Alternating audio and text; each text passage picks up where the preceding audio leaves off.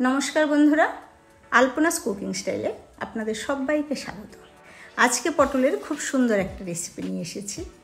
তেল পটল তো অনেকেই খেয়েছেন, একবার আমার পদ্ধতিতে পটল রান্না করে খাবেন। গরম ভাতে আর কিছুই লাগবে না। আসুন কথা না বাড়িয়ে রেসিপি শুরু করছি। এখানে 250 গ্রাম পটল নিয়েছি। এই পটলটার দু সাইডে একটু কেটে নিয়ে এইভাবে পিলার দিয়ে খোসা ছাড়িয়ে নিচ্ছি। আমি কিন্তু পুরো খোসাটা ছাড়াইনি, মাঝখানে একটু রেখে রেখে ছাড়াচ্ছি। তারপরে যে রাখার অংশটা থাকলো ওইটাকে চাকু দিয়ে এইভাবে চেঁচে নিচ্ছি। দেখুন ওপর দিয়ে কিছুটা খোসা বেরিয়ে এসছে।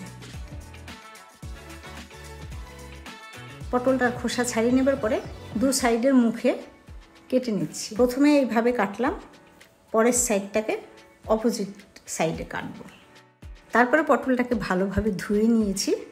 অল্প পরিমাণ লবণ আর হলুদ দিয়ে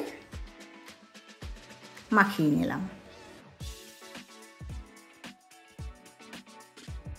এটাকে এখন আমি 15-20 মিনিট রেখে দেবো। এইবার তেল পটলের মশলাটা বানিয়ে নিচ্ছি। তো আমি একটা ফ্রাইং প্যানে দিয়ে দিলাম ছোটো 1 চামচ জিরে, 1 চামচ কালো সর্ষে আর 2 চামচ পোস্ত। আপনাদের কাছে যদি সাদা সর্ষে থাকে তাহলে সাদা সর্ষে দেবেন। এটাকে কিন্তু পুরো কালচে করে ভাজা যাবে না, হালকা একটু গন্ধ বেরোলেই নামিয়ে রাখলাম। আর এটা যখন ঠান্ডা হবে তখন মিক্সিতে দিয়ে পাউডার করে নেব। মশলাটা যতক্ষণে ঠান্ডা হচ্ছে ততক্ষণে আমি একটা ফ্রাইং প্যানে 3 চামচ মতো সর্ষের তেল দিলাম। আর এই যে পটলটা লবণ হলুদ মাখিয়ে রেখেছিলাম, অনেকটা জল বেরিয়েছে। জলটাকে ফেলে পটলগুলো তেলের মধ্যে দিয়ে দিলাম। উল্টে পাল্টে করে লাল লাল করে ভেজে নেব।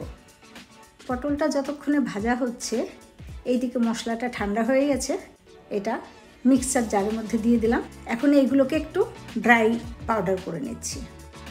এটা পাউডার করে নেওয়ার পরে এর মধ্যে দিয়ে দিলাম 5টা কাঁচা লঙ্কা, অল্প একটু লবণ আর অল্প পরিমাণে জল দিয়ে এটাকে একটা ফাইন পেস্ট বানিয়ে নেব। এইদিকে পটলটা 90% ভাজা হয়ে গেছে। পটলগুলোকে তেল থেকে তুলে নিচ্ছি। আর যে অবশিষ্ট তেলটা রয়েছে তার মধ্যে গোটা গরম মশলা দিলাম, লং, এলাচ, দারচিনি আর 2টো গোলমরিচ। একটু নেড়ে নেবার পরে সর্ষে পোস্তর পেস্টটা দিয়ে দিলাম।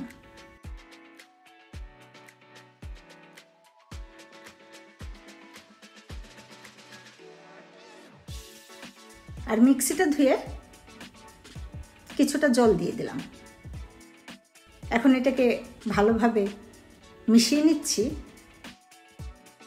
এটা যখন ফুটে উঠেছে তখন এর মধ্যে দিয়ে দিলাম অল্প পরিমাণে হলুদ, 1/2 চামচ কাশ্মীরি লাল লঙ্কার গুঁড়ো আর অল্প পরিমাণে লবণ। যেহেতু আগেই লবণ দিয়েছিলাম, অল্প একটু চিনিও দিয়েছি। এটাকে একটু নেড়ে চেড়ে ভালোভাবে মিশিয়ে দেওয়ার পরে তখনই ভাজা পটলগুলো দিয়ে দিলাম।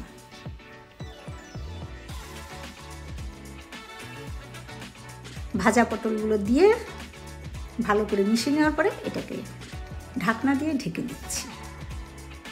মাঝখানে একবার ঢাকনাটা তুলে একটু নাড়িয়ে দিয়েছিলাম। দেখুন রেডি হয়ে গেল পটলের তেল ঝাল। কেমন লাগলো পটলের এই রেসিপিটা? ভালো লাগলে কমেন্ট করবেন, লাইক করবেন আর চ্যানেলকে সাবস্ক্রাইব করবেন। ভালো থাকবেন সবাই। এইভাবে নিত্য নতুন রেসিপি নিয়ে হাজির হব। বাই।